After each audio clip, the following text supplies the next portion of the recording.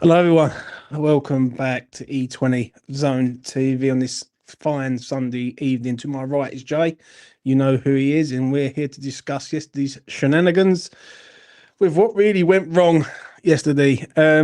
Before I get started, please do smash like on the video, subscribe to E20 Zone TV, hit notification bell, and all that stuff. Jay, talk to me about how bad yesterday was, mate. It was pretty bad, wasn't it? It was pretty bad. To summarize, so me personally, I'm not one to lose my rag at a lineup, right? Because I knew that whatever lineup he put out, I wasn't going to be happy with it. But we haven't got an alternative that I would be happy with. Realistically, we knew, and you and I have talked about this a lot, right? Yeah. We need to sign about 9 players in the summer to be anywhere near the level that we should be operating at. Like, we should be pushing for European spots, and that is a pipe dream and nothing more. We knew that. So when I looked at the lineup, Mads Hermansen coming in goal, I didn't think he should have started, to be honest, and I'm sure we'll go to him in a bit more depth at some point. I thought he's worked with a squad for less than a week, realistically, and you chucked him in the stick straight away. Granted, before we get into the deep chat about him, his mistakes weren't communication with his back three. His mistakes were he just missed the ball a couple of times, but we'll come back to that. Back three is shit, but we know it is. I haven't got a better alternative. That is what it is. Midfield three, I think whatever combination of midfield three you put in, there would have been a big flaw in it. I did not expect Guido Rodriguez to be starting, but again, I'm not really fussed about the midfield three because I just don't think we're good enough. I think all three of them could do with replacing. We need 3 new midfielders, 3 new centre-backs. We ain't going to get it. That is what it is. And the rest was to be expected, right? Yeah. You look at the first half, and we started a little bit slow, but we grew, and we got better. We started to dictate the ball. We were knocking it around a bit, but we weren't really doing anything, which is a real symptom of 2 things. Like, one, it's nice having a goalkeeper who can have the ball at his feet. Don't matter if he can't keep the ball out of his net. It's all well and good if you can be a bit press resistant, which I felt we were. I felt like they would put the pressure on. We're fully capable of passing it around the keeper in the back three, and then we just had no idea what to do with it because the midfield aren't capable of dropping in and taking the ball off them. The only person playing cutting balls through the lines was Jean-Claire Todibo, who I actually thought had a pretty good first half. And the issue was everything was straight down the middle, and their big physical team just ate everything up. When we did get through, we had a couple of half chances through Jared Bowen. Malik Diouf had a couple of shots, but nothing really to write home about. You go in at 0-0, and I'm thinking this is fine. I could hyper criticize, but ultimately it is what it is. Second half, we literally just did not get going. It was. We just did not come out. Yeah, but was it us, or was it that they had figured out that the midfield was shit and they went straight through the middle of us? I mean, I think there's a combination of the two, right? Because let's make no mistakes here. Full credit to Sunderland, who I thought played a brilliant game. They did everything right. They were physical, they were compact when they needed to be, and their transitions. Everyone who has watched West Ham over the last 18 months knows that we cannot defend transitions. We are awful at it, and we have been for 18 months. And all Sunderland did was they defended really narrow because our threat from out wide, Wan-Bissaka couldn't put any good balls in. Diouf put maybe 1 or 2 good balls in, but he's on debut. I'm not expecting the world from him. Right. They just defended really narrow and dealt with everything. And then they just pinged the ball forward and played some really quick passes, and they were cutting through us. And we were lucky not to concede 4 or 5. It was insane. And we got done twice by the same kind of thing. Cross into the box, easy header. And it's that simple. Yeah, but how many times have we said this all summer? And I've got a clip that I found from Brighton last year where I literally pleaded with the boys on here. Lucas, I think Hugh was even on the show when we lost 3-2. It was 2-1 up and we lost 3-2 at Brighton. And I was pleading saying, I think we're in trouble here next season. When I look at them 2 goals, especially the first 2 headers, we got defenders who can't header a ball. So basically teams know that. So they cross balls in and then they're always going to win an header. What do you make of Potter, mate? So I'll look at this 2 ways, right? Because there's an element of me that goes, if we'd have performed like well in the second half and lost the game 1-0, and he had rolled the dice and we'd have given everything, but our team just wasn't good enough, I'm going to say he's not been back. None of this blame is on Graham Potter. And you know me, I will not hang a manager out to dry unless I think like he absolutely deserves it. I agree, yeah. I thought the lineup was wrong in 2 places. I thought Hermansen should have started. I thought Guido shouldn't have started, albeit I won't single Guido out because I didn't think anyone played well. So I actually don't think that was the be all and end all. This system doesn't work. Let's be honest. The system doesn't work. A 3-4-3 where you get Jared in his best position and you have opportunities for overloads in wide areas. Everything that we know Graham Potter is about could work. Right. We've seen it operated with a couple of times at West Ham. He didn't have the right players, so he switched to this formation, figured out how to get a tune out of them, just about, and managed to scrape enough points to keep us in the Premier League last season. What I can't understand is some of the substitutions. A reluctance to change the formation until we were 2-0 down. I don't know why we didn't do it straight away because it wasn't working in the second half.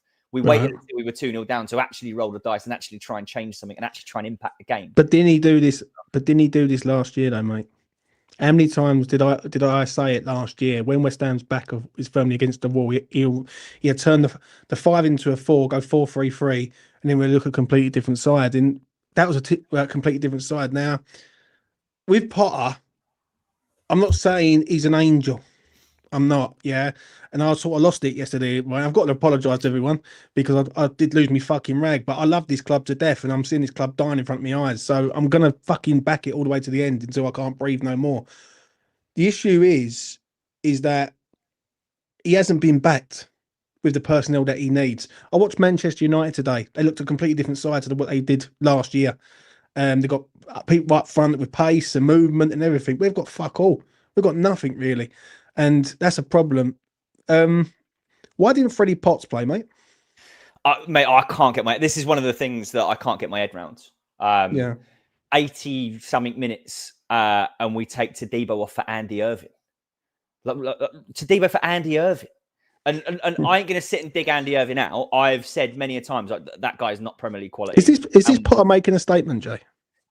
It could be. I feel like it's a bit cynical to say that it's him making a statement, but I can't get my head round why you would turn to Andy Irving in a game that you're 2-0 down. You need to try and do something to change the game. Granted, he doesn't have anything on the bench. Like, we had absolutely zero reinforcements. The only 2 game changes we possibly had were Callum Wilson and Thomas Souček, and both of them came on. Lo and behold, I thought like Callum Wilson actually, as much as he moves like he's running in treacle, he got his head on the ball and he caused a couple of problems. But like, getting your head on the ball and causing a couple of problems was probably the highlight of the second half. That's how low the bar was for how we performed. So I do feel for Potter in the sense that he had nothing to turn to, absolutely nothing.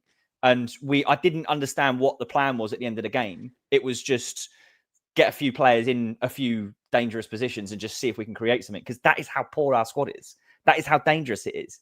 So I do feel for him. I can't understand not getting Potts on. When we talked earlier in the week, I said I wouldn't have started Potts, and I stand by that because it would have been a huge test for him. And as we've seen, stepping into a Premier League game, even with seasoned professionals that we had in the middle of the park, you've got Lucas Paqueta, a Brazil international, James Ward-Prowse very experienced, Guido Rodriguez very experienced. They were non-existent in that game. They were absolutely non-existent. None of them could get on the ball. None of them could get it on the half turn. None of them could play a pass forwards. Lucas Paqueta was trying, but lo and behold, I actually felt for him because he didn't have the options. He's the only one who's trying to play the ball forward, trying to get Bowen in behind. The wing-backs weren't making the runs for him. And through the middle, they just clogged the middle of the pitch and we had no options for him. So he was trying, but he just wasn't executing. So I did feel for Paqueta a bit. But yeah, you should have brought Potts on, in my opinion, for 10 minutes at the end of that game. 2-0 down, and you go, right, lads, there's nothing to lose here. If we lose this game 4-0, we lose the game 4-0. Like, so be it. Roll the dice and give the lads Premier League debut. Yeah. I think it would be a Premier League debut. But we didn't. And I just can't get my head around it. 2 players that are about to be out the door, and Guido Rodriguez played 70 minutes, and Andy Irving came off the bench instead of your most promising, probably best centre midfielder in pre-season. Didn't make any sense to me. And that's why, as I've said, you know me, I ain't going to dig Potter out for no reason, but I cannot understand why we did that. Made no sense to me.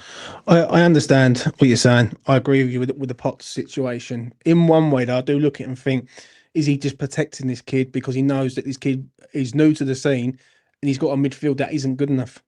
Is it a case of that? Because I look at this, Jay, yeah, and people say to me, "Oh, James, you're like you're looking at it too deep." I look at this like we've all known as West Ham fans that the midfield's wrong. But we all know it. Yeah, we can all see it from afar. Right, you haven't got to be the most intelligent football fan to realise that the midfield lacks energy, lacks runners, it lacks pace, it lacks everything. But yesterday felt like to me that was a statement from Potter to say, "Help me out. I'm crying out for help, and you're doing nothing." Yeah, and we will know this week whether that's worked. Right, short-term pain for long-term solution might be the order of the day here. Yeah, because at the end of the day, yesterday wasn't good enough. And now the fan base is starting to turn and looking at Sullivan. Yeah. For me personally, I think Potter's just an employee and he's collateral damage to Sullivan. I'm always going to say this, that Sullivan is the problem. Yeah, and you've got to get to him before you can get to the manager. And I said it yesterday, funny enough. Yeah, if you want a ambitious team, you need an ambitious owner. With an ambitious owner comes an ambitious manager. You've only got to look at Nottingham Forest, Jay. 3 years ago, they were, was it 4 years ago? They was in the championship. They've come up. Now they've become an established side. Yeah. They're signing some of the best quality around Europe.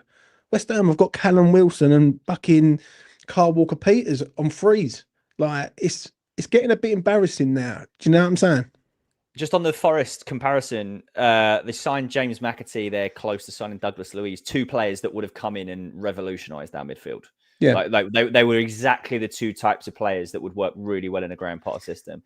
And I'm sure we'll come to this in more depth once we've finished talking about the Sunderland catastrophe. But you hear stuff like what Karren Brady said today about we're not going to go out and sign players that the manager doesn't want. You ain't even signing the players that he does want. You can't just hang him out to dry and say we're trying, and meanwhile let him go and put out the same like stagnant, static, dull, slow midfield that we've been watching for over a year. That everyone who's watched West Ham knows that is a huge part of the problem at this club, is that we are relying on the brilliance of Jarrod Bowen to dig us out of holes. We're relying on a back five that is compact and an individually brilliant performance from Jarrod Bowen. And he wasn't brilliant yesterday. He had glimpses of what we know from Jarrod Bowen. He's playing out of position. He hasn't got the support he needs. He hasn't got any runners around him. And I've said a million times on this channel that if you don't have someone running beyond him and dragging a player out of position, he doesn't find the half space to operate in, because that's how the whole formation worked around him when we got the best out of him under David Moyes, was when you had Vladimir Soufal making an overlapping run, dragging a fullback out of position, and then Bowen finds himself in space. Your best player finds himself in space. More often than not, he's going to create something or he's going to do something. And we're not finding him in space. We're putting him right next to Nicholas Füllkrug, who was poor at best. We're putting him right next to Nicholas Füllkrug on the reliance that will go and play a straight ball and there'll be a flick on. That is football from the 90s. Two strikers and play it at the big guy and see if he can flick it on. And I've got no issue. I've said before, I don't care about style of play. If we wanted to play 4-4-2, then and just lump it at a big man like Andy Carroll and Kevin Nolan style, I don't care as long as it works. Look, Big Sam, his football worked for a number of years. It did exactly what it needed to do for a long time. It was miserable, but it was functional. It was practical. It was fine. But this style and this put two players next to each other and just see if like a ball bounces to him doesn't work. Just doesn't work, mate. Let's talk about Miss Brady. I got up this morning, had a cup of coffee, and I was waiting for that interview. I watched 30 minutes of it, and I wanted to dash my phone up against the wall. And that is no joke. Did you watch it, Jay? I've seen bits of it. Not all of it, but I've seen bits of it. I've seen some of the clips that have come out. Yeah. Well, and realistically, she didn't say anything that I didn't expect her to say, to be honest. I could, at the time, I could see the reactions coming through on Twitter of people that were watching it live. And she was saying exactly the stuff that you'd expect her to say. There's sound bites about how we're hurting as much as the manager will be the person that's hurting the worst. The team will be hurting. We're hurting just as much. Yeah. We're desperately trying to help him, but we're restricted by PSR, which is the biggest load of nonsense ever. How does she still expect people to buy that? We know that's not true. We are nowhere near the PSR level. Is she gaslighting people? Because saying what Gio said, and shout out to Gio, right? Because I watched these videos this morning, done a passionate video, and one thing I am starting to see is all the West Ham fan channels are coming together and seeing the same thing. Nicky Hawkins shout him out. I know, right? I see a clip of him turning around saying, "Listen, we're not AFTV, right? This is West Ham fan TV, and if you don't like it, fuck off, basically, right? Because we're all seeing it, right? And some of us have experienced this, right? My issue is I've seen this story one too many times, and I'm not prepared to see West Ham go down. Right, I'm not. Right, so I'm prepared to fight all the way to the end until this fucker is out the door. Right, that's just me. I can't speak for no one else. I can't do it on my own. Right, but there is a lot of people that are coming together now. Right, and what I always said on the video yesterday, and I'll never forget what I said: the United has to stand for something. It has to stand for it. It ain't West Ham. It's West Ham United. We united as one. Then it's a different ball game. Then. Right, I said something yesterday also, right, before I get to fucking old Miss Brady. I turned around and said that basically on Friday night it's a big game. Chelsea at the LS night game. People need to sort of really make their feelings heard. If West Ham get hammered in that game, and I mean seriously hammered in that game, then questions need to be asked of what he's trying to achieve here at this club. Do you know what I'm saying? One thing I'm going to say about Brady, she said something on there that sickened me. She said something along the lines of, it wouldn't have been impossible to carry on at Upton Park. It would have been harder, but not impossible. That to me really hurt me, because it basically tells me that you lied to everyone, right? And you have got us in a gaff that no one likes, and for what reason? Bournemouth are miles ahead of us, Jay.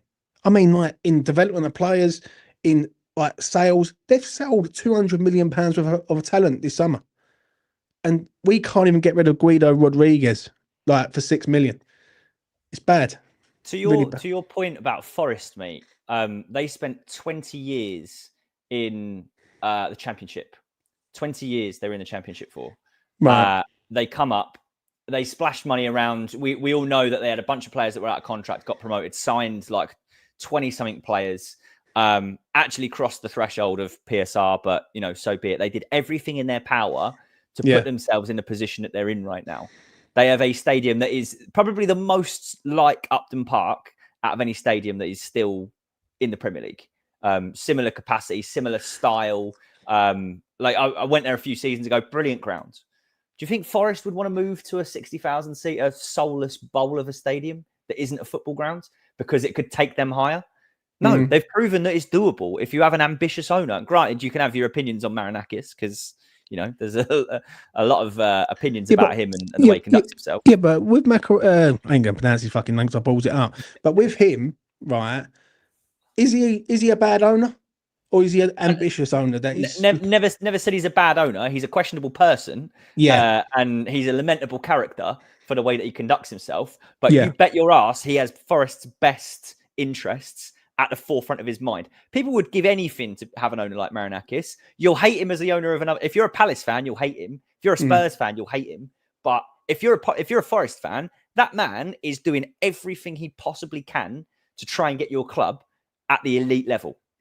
And that's all you ask as a football fan, is the owners of the club that you love share the same ambitions as you do. And the difference between Forest and us is we have and have had people that call themselves lifelong West Ham fans as the owners of our club.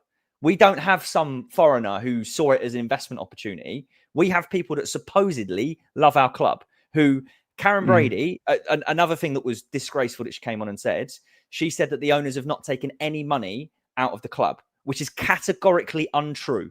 We literally talked about this the other day.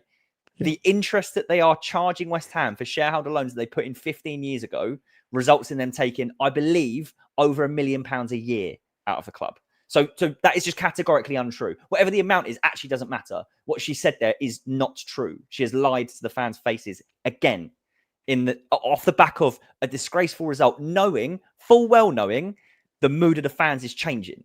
Now, those of us who sit here have these conversations regularly. and we have had our finger on the pulse and our eyes on the ball the whole time, and have known what they've been up to. And it's only now that the majority are starting to see it and they're starting to turn. And it's, I hope, only a matter of time until we see something organised, large scale, ready to actually hold these people to account. Because what I thought about that Talksport interview, worse than anything, I was so disappointed in the people interviewing. I was so disappointed because they would have known. They would have known that a lot of what she was saying was absolute bollocks. It was absolute nonsense, a load of stuff that she said. To your point about we didn't have to go from Upton Park. So why did he not hold her to account at that stage and say, you've promised certain things to these fans by taking them from their spiritual home. Why have you not achieved them? And everyone will know that those owners have taken money out of the club. Why did they not hold her to account at that time? I felt like when she was in that chair, she looked so uncomfortable. And she looked like she regretted that decision to go on Talksport, which obviously she made ages ago, expecting us to have turned Sunderland over, expecting to be sat there going, we've done brilliantly in the transfer window. We're operating in a really lean way. Business people love to say operating in a lean way and stupid things like that. And we've started the season well. This is a new era under Graham Potter. She was like, he's a forward-thinking manager with a modern mindset. What does that even mean? I know. What does that even mean? I know what you mean. Someone tell me what that means. I don't give a shit if he's forward thinking. It doesn't matter. Oh, mate, if you can't tell, it fucking riled me up. So, she's gone out and spoken absolute nonsense all morning, all fucking morning. And we're just sitting there going, yeah, sure. Like, people need to start holding these people to account properly. And I hope that this is the start of something big, but we will see. My rant is over, by the way. Yeah, I know, but views of rant, that's very, very rare. I'm going to say this before I let James come in because I'm giving me 5 minutes. Something's coming. And I've been saying it for ages. This is brewing up and brewing up and brewing up, and something's going to happen where it's going to explode. And I reckon it'll be on the pitch. I reckon West Ham get absolutely destroyed by a team, maybe Chelsea, maybe Spurs on the 13th, of September. And it's just going to go off big time. The issue is that what I've got is, it's time to stand and deliver. And for me, I don't care if anyone doesn't like me. I really don't, because I don't know these people. I don't want to know these people who don't like me. I fucking love this club to death. Yeah, like everyone else, like you, Jay, like everyone all around the world. One thing I'm not going to stand and I'm not going to have is see these fuckers get away with murder. Now, something she said, we're not leaving. Yeah. Gold's trying to sell their shares, but they're having trouble selling them. Well, if you're not leaving, you force them to change, i.e., you demand change. That's what you have to do. You have to demand it and say, no, we're not going to accept your bollocks now, right? You've promised us this, this, and this. You've got to deliver it. If you can't, we're going to get someone else who can. Do you know what I'm saying? Because there's a lot of billionaires out there who wouldn't mind having West Ham United on their CV, right? The fan base is incredible. Yeah, whether we all like each other or not is irrelevant, right? This fan base is a strong fan base, goes everywhere. I felt sorry for all them fans in Sunderland yesterday. Lucas and Mitch was there. Oh, God, yeah. I see the picture of all the fans there. And you know what? We can all clash with each other. But one thing we've got in common is that we care about this fucking club. I love this club, like you, Jay, like everyone, right? And I ain't going to stop. Fucking death will only stop me. Let's put it like that. Only death will fucking come, like the Grim Reaper will come and take me out the game. I'm not stopping, right? Because, I'm seeing the tides slowly starting to turn. And people can look at Potter, but Potter's collateral damage. That's what that man is, yeah? You get him out, you get someone else in who's a yes man, you're going nowhere. You've got to go to the top, and at the top is him, and we need to all be looking at him like we did at Burnley in 2018. It's as simple as that. I'm not going to lose me rag tonight because last night I felt embarrassed, doing that video, but that was my heart speaking rather than my head. Now I want everyone to start looking at this owner, and he's got 2 weeks to sort this out. And if he doesn't sort this out, I am shit scared worried this year because I can see us getting done on numerous occasions. We haven't got a lot of firepower in our side. We're asking Jared Bowen not to get injured for the whole fucking season. This is worrying, but now we're going to see if David Sutherland really does care about being a West Ham fan. And what Brady says, it hurts us too. Well, now we're all hurting, Karren. We'll see if you want. See if you care now, right? And Kadinsky. Just one more thing on that. I can tell you what's going to happen. So don't forget that mysterious loan that we just took out from the equivalent of Wonga.com the other day. That is an undisclosed amount, which is probably going to finance the rest of this transfer window so that they can come out like the White Knights who have just gone and saved West Ham and bought like 4 players for Graham Potter and gone, we promised we'd get him the players that he wanted. Graham Potter was the problem. It's not that we didn't try and sign players. We weren't going to go out and sign players just because we could. We were waiting for the right ones to come available. Meanwhile, they've gone and taken another high interest loan. They've not put their own money in, which is what West Ham needs right now. West Ham desperately needs a cash injection, and it's not getting it other than from the equivalent of Wonga.com. Like, don't forget that when we start signing players. That is how we're funding it. That's how bad it is. James, you got 5 minutes, son. Take it away. All right. How you doing, Jay? Nice to see you, James. Right, listen, I'm just going to hit you with a few facts, right? First off, when you hear someone like Karren Brady on Talksport, you have to remember that the questions are preordained, right? So she won't answer anything that's going to make her incredibly uncomfortable, and you are not going to have an interview sitting there going, well, what about this, what about that, because she ain't going to be able to answer that. So the questions are prefixed, right? Like Question Time. When you watch Question Time on TV, all them the people that ask questions, they're already been set out for them, and the politicians know exactly what they've got to answer, right? So that's the first thing. Secondly, as far as David Sullivan is concerned, what you all have to understand is, first off, he's a property developer. He don't give a fuck, not one single fuck about West Ham or anything else. And you've only got to look at who he's involved with. I don't want to start mentioning names because fucking hell, if anyone comes to find me, I could be in trouble, right? But I will tell you he's involved with someone called the Longfellow. And if you don't know who he is, look it up, right? So all about selling Upton Park and all that, you heard Gio sell it this morning. It was probably done with that person in mind, which, you know, listen, whatever they've done, we can't get our own back. That's gone.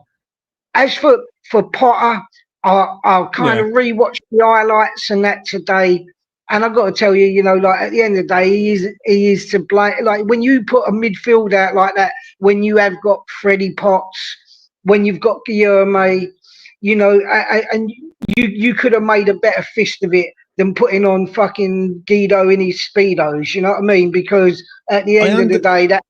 I understand that, James. James, I understand that, mate, totally, yeah. But I think this is part of making a statement and turning around and saying, this is what I've got to deal with. Help me, right? And you could be right. Listen, to be honest with you, we don't actually know what goes in Graham Potter's mind. We can surmise and guess. But, you know, listen, if that was you, would you be sitting there thinking, I'm prepared to throw away 3 points to prove a point against a newly promoted team? Against Chelsea, you might have gone, yeah, all right, fucking, you know, we'll show them that we ain't good enough. But a newly promoted team, in my mind, you would have put out a team that you could go out there and win. But James, doesn't that change the other way, though? Because he puts that team out, and then we get destroyed. Doesn't that turn it around the other way and say, well, hold a minute, you got that team there who's gone out and played against London and got absolutely destroyed. Yeah, I need help. Like against Chelsea. You would hope so. You would hope so, honestly. Like, you know, listen, look, no one hopes you're right more than me. I hope you're right, but I truly don't know. But what I look at is, you know, you've only got 38 games to get as many points on the board as you possibly can. To chuck 3 away just to prove a point probably ain't a wise thing to do. And the other thing I also believe, and I'm just going to say this, is I believe that Potter's already a condemned man. I believe he'll be gone before you know it, because he wasn't a Sullivan pick. So he's probably thinking, well, if I don't get him the players he wants, he's going to lose games. I can fuck him up. I'll bring Sean Dyche in. That is what I believe will happen. Yeah, I know, mate. I know. I mean, as sad as that is to say, and I don't want it to be the case, because fuck me, if we get Sean Dyche, we'll be in even more trouble. But also, you have to look at the fact that if we go down, which none of us want, right, as West Ham fans, none of us want that. If we go down, they'd be able to buy old Gold's fucking shares for a song. They'll be out to buy them for nothing. And then you'll have the likes of fucking Continci and that going, oh, we want to get out of here, we'll just take whatever. And then all of a sudden, Sully's got full fucking control of the club again. You know, you've got to, like, listen, I know you understand it, but people have to understand, the West Ham fans have to understand what a fucking snake that man really is. And that he has absolutely, like you were talking about the Forest owner, he wants to do well for the club, he'll pump his money. Sullivan is not going to pump any of his own money in. He don't care how many billions he's got.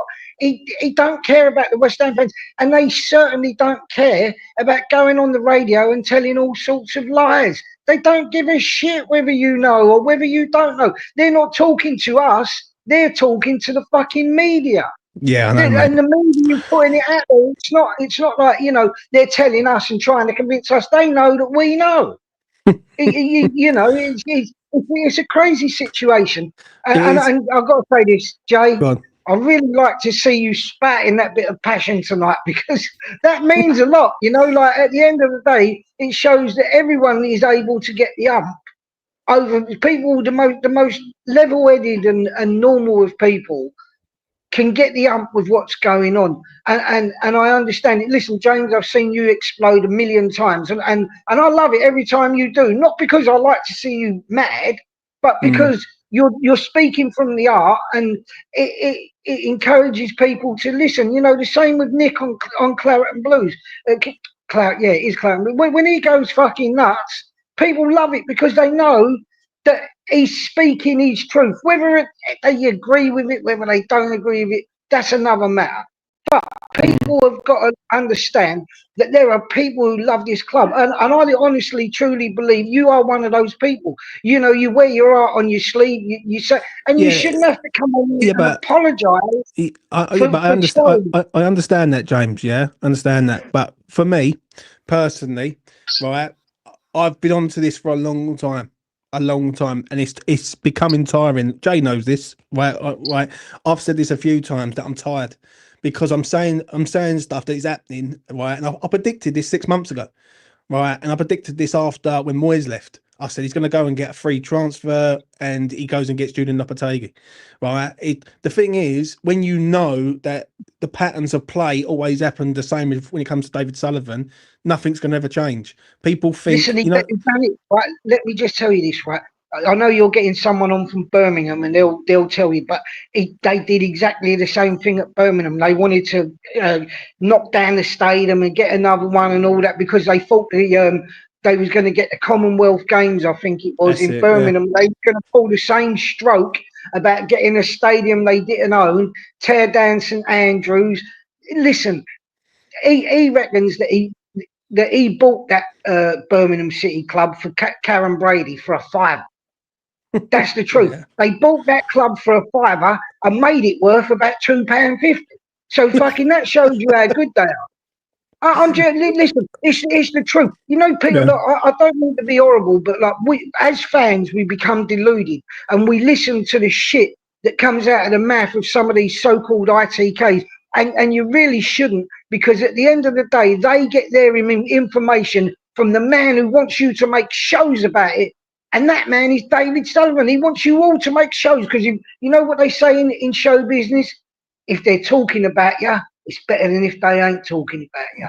And that's it. It gets him out there. And like, listen, like I say, look, I love all the West Ham fans. You people who travelled up to Sunderland yesterday, fuck me, the club should give you all a refund. They should give you a refund. That was embarrassing. You heard, like you said, you heard Nicky Hawkins this morning. Him and fucking Dan Lord who said a right tear up on their show over disagreements and whatever. But at the end of the day, it is what it is. Like, you know, people have to understand that the information that people give you is what sparks you off, right? So, like for you, example, James, you'll hear a story. And it's a terrible story, and all of a sudden you make a video and you're going fucking mad over it. Yeah, but the thing is with me, James, to say this, I only trust the people that I trust, and I'll tell you I trust. There's all the boys are not on the E20. I trust all these boys, Mitch, Lucas, Jay, all of them, yeah. And there's one other geezer, and there's a mate of mine that I've known for years, right, who sort of here's little bits of pieces from West Ham. Other than that, I don't trust fucking no one because I'm not being funny, right? Half of them are on the take. And that's right, and I'm going to call it out straight away. Some of them are on the fucking take, and it is what it is. I haven't got to like what they're doing. Do you know what I'm saying? That's why I have this platform here to have people come on this platform and speak, right? And I'm not being funny. Because you've got the balls to let people come on and speak. Yeah. There are other channels that don't let no one come on I'm and not, say I'm their not going to piece mention. because they toe the party line. Yeah, And, listen. At the end of the day, James, I ain't going to mention any other channels. No, Everyone's doing their bit. Names. I wouldn't do that. But Yeah. you know, you've got to understand that's what happens. There are some channels that toe the party line, and they ain't gonna. You know, they're trying to look right. People go, oh, you're toxic. You're this. You're that. You know, if everyone was filled with be honest with you, I'm going to ask this question to Jay because he's being quiet over there, and I really do like him. But I want to ask you this question. Tell me one reason why you would be optimistic about this team and this club right now at this point in time. Give me a reason to be optimistic, please. James, I don't physically think I can. I genuinely don't think I can. And you know me, I've been around long enough. I've been around long enough to say, like, I don't want to be a doom merchant, but I don't want to be overly positive for no reason. If there's a reason that I could be positive right now, I would be. But genuinely, it is that bad, and we have that much that we need to do on the pitch and off the pitch to get this club to any kind of level that we're happy with, that I cannot see it happening at all whilst these owners are in charge. That is categorically how I see it. You're a level-headed fella, right? You know, James loses his... Listen, if I had one of these channels, I'd be kicked off of there because I'll throw the fucking C word around like there's no tomorrow. James. And I don't give a shit. I don't give a shit who agrees with me, who disagrees with me. You know, if you want to have a tear up in the fucking street, I'm happy to do that as well. You know, I don't care about that. Look at James I will get my point across. James is lining up fights. James, listen, I'm going to have to let you go because I've got someone else who's literally waiting in the waiting room, probably like going berserk at the minute. But listen, look, I just wanted to say them few things because I want people to understand. And like I say, listen, you're doing a great job, Jay. I enjoy what you do as well. You're probably the yin to James's yang, or whatever way around it goes. Yeah. You know? Very true, mate. Very true. But he's a level-headed guy, and I do enjoy it when you're both on together because it kind of creates a harmonious balance that might not otherwise be there. But well, you listen, know what? Good luck. Like I said, thank you for letting me say what I want to say. But the things I'll tell you about Sullivan are all true. I don't tell lies. I would never tell a lie. And I can tell you, listen, if we was off air, I could tell you, I'll come on one of your spaces one day, James. I'll tell you things about Sullivan that'll make your fucking toes curl. Not tonight. I'm having not tonight. No, listen, I've got things to do tonight. I'm gonna try and give the old woman half a portion because I'm a bit too old to give her a full one. All right, mate. Anyway, I'll let you guys. Portions all round for James, mate. 100%. Fuck me. She's a lucky lady, mate. I think it's Debbie. Debbie, is it? I'm not too sure what his bird's name is, but you know what? She's in for some loving tonight, ladies and gentlemen. Generational caller. Good old Jimmy Sawyer. Yeah, generational. Mate, what a guy, mate. What a guy. He's loving life. And so will she later. Daniel, welcome. Take it away, mate. What you wanted to say? Oh, hello, yeah. So I tried to decide a bit of an Edgar minute yesterday. I agree with everything I said, but I think I was a bit angry at the time. Basically, for me, I just feel like I'm like a victim of like an abusive relationship with West Ham. Like it's almost like the way Sullivan that is. It's like, right, if you force Potter out, we'll give you an even worse manager. So you better toe the line. You better not misbehave, or we'll make this club worse for you. And that's how it feels to me. It feels like I'm being treated like that, and that's sort of the dynamic that I'm getting at the moment. And also I feel that with like the system at the moment, obviously the way we're playing, you obviously made it very clear yesterday. I don't agree with the system at all, a 3-4-3, but I'm not getting anything. Like at least if the youth were playing and we were playing the kids and we're broke and we've got no money, like it gives me something to look forward to. But to go watch West Ham and have them same old faces turning out these turgid performances, I can't do it anymore. And I know Dan Lawler's give up his season ticket, and I was umming and ahhing about it. But if it wasn't for the fact I got tickets for away games, I probably would have done it a long time ago. But yeah, it's Well, it is. getting harder and harder. Well, it is, Dan. Listen, right? Don't worry about yesterday. Yeah, because it was heat of the battle, and we was all pissed off. So that's gone, right? Yeah. On here, that's gone, right? I ain't gonna have no fucking grudges, West Ham fans. Fuck me. Yeah. Yeah, I mean, it is what it is. The issue is for me, mate, is that how many more times have we got to keep sacking the manager before we start standing back and looking at the owner? And that's the only thing I'm going to say, right? Yeah. I believe the owner has took the piss out of all of us this summer, but I do as well. by a lot of things that he's done, right? And I will hand it over to Joe in a minute, right? Kudus being one, Callum Wilson being another one, right? The fucking about with John Victor. And then obviously the season starts and we've still got the same midfield that we started 84 days ago. Like, Sorry. The thing is, Dan, right, just to land on this, I don't think that's acceptable, in my opinion. And I don't think it's all on Potter. I think Potter would love to bring in midfielders, but we just haven't got the money. Okay, but my point back to that would be then what's the excuse of not playing Alvarez and Potts then? How can you justify that? Potts, I've got no idea, right? And listen, I'll give you that one. Jay says the same thing. Alvarez hasn't had 1 minute of pre-season, not one. And listen, if he's fit or he's not fit, and people went berserk yesterday for Luis Guilherme. Then today comes out he's broke his collarbone. Yeah. So we've got to understand, right? If he's not fit, he ain't going to play an unfit player because then he'd be wrong for that. Do I agree with the Potts thing? Absolutely not. I think Potts should have started, but I do think, I don't know why, but I feel like this is a statement. He's done it all through the pre-season to say this is what I've got to deal with. Right, I need better than this. And there's no way, right? Before I hand it over to Jay, there's no way that McCauley's sitting there and going, I've got loads of midfielders lined up, but I need about 50 million, and we haven't got it.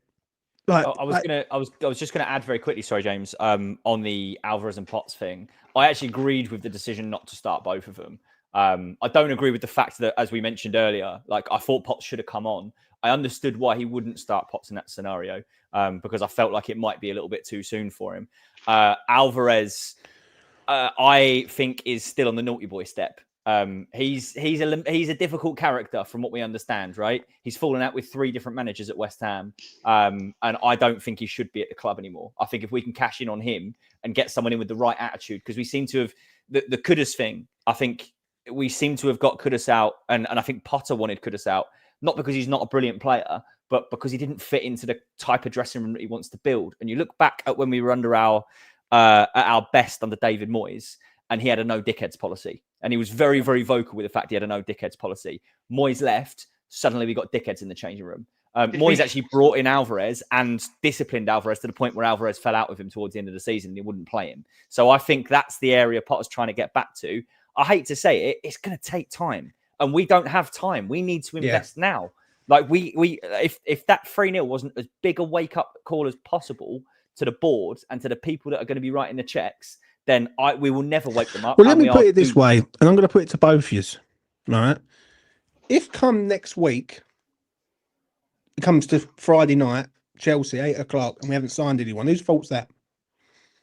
Because for me, Monday morning, there should be 10 bids on players all around the planet, right? If you're going after players, right, go and get them, right? You can see how fast a transfer can be spun around. You've only got to look at Mads Manson, right? A transfer can be spun quick, right? And the player could be there within 3 days, or if not 2, right?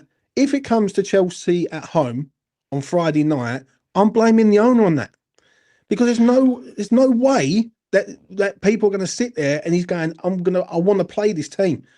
I just don't believe it. Like, I think, like, that's just my opinion, but I don't think Carl McCauley is sitting there with a data book and going, my midfield is James Ward-Prowse and Guido Rodriguez. I just don't see it. Yeah, I think it's to do with money. I think it's to do with personnel, and I think it's to do that we've got so much shit in our side that we can't get rid of. That's the real problem, if I'm being honest. Go on, Dan. All right, just basically, I'd put this question back to you, if you don't mind. So you're David Sullivan right now, and you've got £100 million. Would you be trusting Potter with that money? Because I bloody well wouldn't. I wouldn't trust the way he spends it, and I wouldn't trust he's the right man to fix this situation in the first place. So I reckon you're better off giving him nothing, getting rid of him and going again. That's what I would say personally. And also, I think Potter, even if Potter had 100 million the way he plays anyway, I don't reckon he makes much of a difference. The football still be bad. I think we might finish mid-table with an extra 100 mil, but he's not the right man. He's not the right man to take us forward, and we're just delaying the inevitable. This man's going to be out this job by November. We've got the fixture run we've got coming in. He might not even have a win for about 10 games. That's how bad it is. We can't beat Sunderland away. We got dismantled by them. I'm going to say this: if you're not going to back him, you might as well sack him then. Well, that's what I'm saying. Get rid of him now. Yeah, but if that's the case, right, that's fine. But I don't trust Sullivan to do the right thing and go and get a proper manager. Because any manager who's going to get, I'm going to say this quite openly, and I know this for a fact, he never buys a man out of a contract, ever.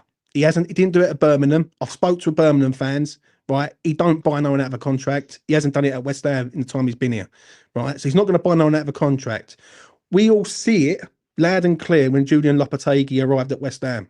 He had the best CV and he was the best name because Sullivan loves the name, right? So what it will be a Rafa Benitez, a Cooper, a Deitch, right? People saying Ange, right? Ange ain't going to come to us. But is Ange going to want us? All right, he's bitter with Spurs. I think he'd be angry at the way he was sacked, and I think he'd love nothing more than to stick two fingers up the Spurs by beating them as a West Ham manager. I think he'd love it. I couldn't see that one happening, if I'm being honest. I think that squad needs 200 mil spent on it for it to be an Ange squad. I think there is no one there that suits the way that Ange plays, other than maybe Jarrod Bowen. Outside of that, I just think Ange is a match made in like hell, absolute hell. I completely agree with your point. I'm not sitting here saying I'm a Graham Potter lover. I said from day one I didn't think he was the right man. But I think the alternatives out there are there's no one that's going to improve us. I just cannot see it. Sorry, one more thing. So this is what I don't understand either. Surely, Karren Brady's supposed to be an intelligent woman, right, with a high acumen and brilliant business mind and all this, that, and the other. And David Sullivan, he's great, this, that, and the other. Surely it's a false economy by spending 150 million on players, right, and not getting Amorim over the line for the extra 10 mil because you're that bitter about a contract. And now you've got a load of players that do not fit the new manager. I just think for the extra 10 million, you've caused so many problems. We'd be playing 3-4-3 under Amorim now. And I'll tell you now, I reckon we'd be way ahead than what we are under Potter. We've literally, because we lost that bottle, the very last bit, that last bit of change we needed to get over that line, and we bottled it. We're now in the position we are in now. And now every player, Potter is making every player look worse as well. So Alvarez is losing money. Every single player that we want to get rid of that doesn't suit his system is now a depreciating asset. Every single one of them. And it's PSR bollocks. So, right, so you got Haller. You lost about 20 million on Haller. You lost money on Skamaka. You lost money with Ings, with Cornet, Vlasic. Who the hell? What the Vlasic thing was all about? Nobody knows. Apparently that was like 30 million or something. Like, we just keep losing money on all these people. No wonder we're broke, and they're supposed to be business savvy. Like, how could it be that? How could it be that thick? If we could buy people like Paqueta, for example, right? So this is what I would like. You get your Kuduses, your Paquetas. So they're quite young, or they're 25, whatever. You pay 30, 40 million for them. You bed them into the Premier League because it takes 6 months to bed in. You get them under the table. You get them good, and then we flip them a year or two later to Man City because they haven't got the time to bed these players in. They need them when they're ready. Yeah, but Dan, they're right. We get them right to Man City. I'm just going to say that. I'm just going to stop you right there for 1 sec. But are we a sentimental club that we don't like selling our players? Because would we be like that if with Jarrod Bowen, for instance, a few years ago? If Jarrod Bowen had come to West Ham, which he did, he hit the ground running. Within 2-3 years, we sold him. I don't think fans would tolerate that. Like, I keep recycling belt of just players over and over again. I understand it that you've got to recycle players and you can't have people over being there too long. I get that, but sometimes we need players to become legends.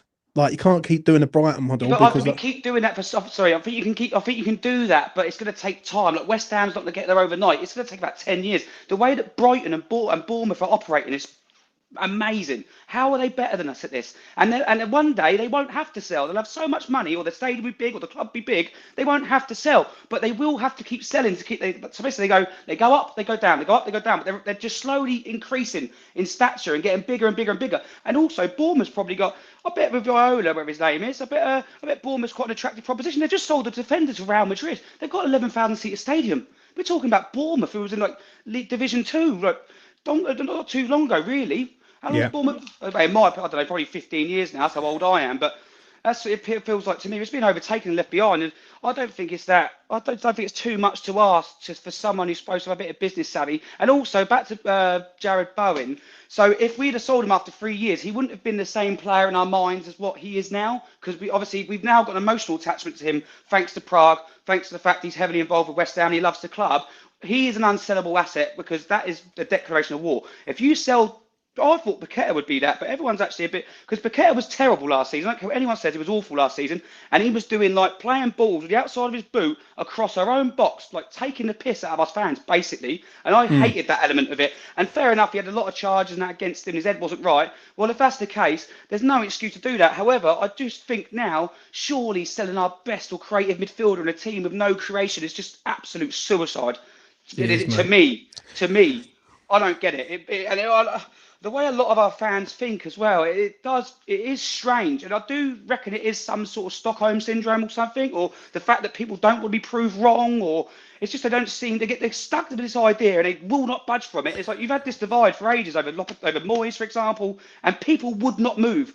And that's where sort of the divides come from. And Moyes for me ran out of time. I think it was the Leicester, we lost 2-0 to Leicester at home. I think before or after the World Cup. And that's when I was done. And that was before even Prague, I think. So about a year or so before. So I was even done with the geezer then. And don't get me wrong, we had a result in Europe with David Moyes, but in the league we were still 17th. So that's enough for that, I think. What it is, right, is that people want style of play without any with substance. You ain't going to get that with this owner. Like I'm going to say it quite openly. The owner, right? If it's quite simple, really. You get rid of the owner. You bring an ambitious owner in, right? You say, David Sullivan, we don't want you no more. Look at Mike Ashley at Newcastle. Mike Ashley was like, they called him the fucking Cockney fucking criminal, I think it was, or some shit, right? But they had to get rid of him. Yeah, they bring in a new owner, and the problem is with Newcastle, they just can't spend. That's the only problem. They can't. How are we getting him out though? How are we getting him out? Do you think David Sullivan's going to go, please, David, can you leave the club, please, mate? We don't want you here anymore. And he's like, yeah, it's all right, lads. Like, what are we going to do? What it is, you have to do him in the media. You have to make a statement to the world to say we do not want you here. The problem is, and I keep saying it over and over again, the United doesn't stand for nothing anymore. Let's make it mean something then. Let's get together. Let's get you and all your mates, all the fan channels, everyone at West Ham in one direction. Then, if that's what it takes, I'm up for it. At the minute, I'm the only single voice of my own, and I feel like I'm speaking to a load of people that don't seem to have hard, deaf or blind or dumb. I don't know what it is, but I feel like I'm having a one. I mean, funny. Last year, I had an aneurysm, right? A ruptured aneurysm. And I swear to God, this football club's going to give me another one. I swear to God, and it's going to be the end of me. This club will kill me, 100%. I'll put that down now. And lastly, about David Sullivan. So I just think that is he deliberately bleeding this club dry and doing all these dodgy deals and brown envelopes with his agents to line his own pockets, and somehow, I don't know, he makes the tax deduction out of it. I don't know what the hell's going on. It's either that's what's going on, because surely no one wants to accept this level of mediocrity. No one can. Like, he can't be proud of this club. He can't be proud of his legacy. What's he left us? And if we did force him out, I reckon he'd be bitter enough just to drag this club into the mud anyway, just to spite us all. So more than likely, yeah. I don't know what we're gonna do, but like I say, I'm more on board. If you lads want to start something, I'm more than happy to jump on. Obviously, I'm not. What am I going to do? But all you got to do, keep promoting the fucking the position. That's one thing that needs to be said. Anytime that anyone goes on an interview on TV or radio or wherever, you got to mention that you need to get Sullivan out, right? Yeah. The only way that you're ever going to get Sullivan out is through the media. Yeah, because he's got the media in his back pocket. That's one thing, but there's a lot more of us than there is of him. And if we all turned around and said, you know what, this ain't right, you need to buck up your ideas, there's a different ball game then. The problem is West Ham fans need to demand change. That's the thing. West Ham fans are very we've gone soft. Yeah. I'll be honest. We have gone soft. And I don't know if it's a generational thing or whether the old school boys have left and the modern ones don't really care that much, or there's something odd going on in this club. Like, it's like they don't actually understand. West Ham's like a tough club with a rich history, like with quite a violent history as well. Like, You know, I mean, there's quite a lot of boys involved with this club, and we're just rolling over and have our tummies tickled. I just don't get it. It's not what I was brought up with. I mean, my old man, bless, I don't want to incriminate him, but you know, I mean, that's why I'm West Ham, for goodness sake. And he, you know, I mean, he like all that sort of element of things, and that's how I've been brought up. Not necessarily to be violent, but to have passion, to have desire. That's where mine comes from. You know what I mean? And I'm not letting someone take that club away from me. Who does he think he is? That's my West Ham, and I agree with you. That'll be until my last breath. I will love this football club, and I'll do whatever it takes to defend it. And I'm like I say, I'm willing to do anything anyone wants me to do, really. So. Yeah, no worries, Dan. I'll let you go, Thank mate. you. Take care, mate. That's been Daniel. What do you make of what Daniel said, mate? Yeah, he's right. He's a man who's at the end of his tether, as a lot of us are. It's the petition's a good start, but we've got to take it further, as you said. I think you're 100% correct. We've got to get to him in the media. We've got to get more public. We've got to get more organised, and we've got to do something that's actually going to show that we're serious. Because it's all we all, not all, but like the movement is starting. Most of us are starting to say the same things, which we've been saying for a long time. Yeah. Now it's time to do something about it. That's all I can say. It's not about being right. I'm not going to say, oh, because I said it first or I said it years ago or whatever. I'm not about that. Yeah. All I want is that every West Ham fan on board with this, because if people care, which I care, you care, everyone cares, Daniel cares, right? There's no future with David Sullivan, right? It's a recipe for disaster. And when I do get this Birmingham fan on, he's going to tell you some fucking shit, mate. Which right, and something Tay said. Shout out to Tay.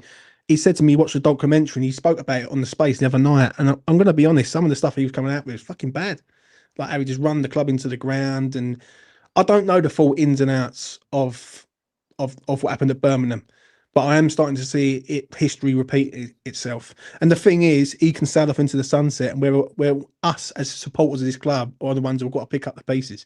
Yeah, and I'm not prepared to see that. I want this geezer gone. I think he's done his time. He's got too many broken promises.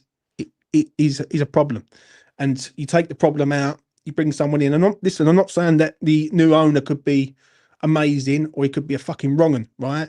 But if we don't change, then what happens? He just continues to do this, which is a problem, mate. Jay, any final words from you, mate, before we make a move?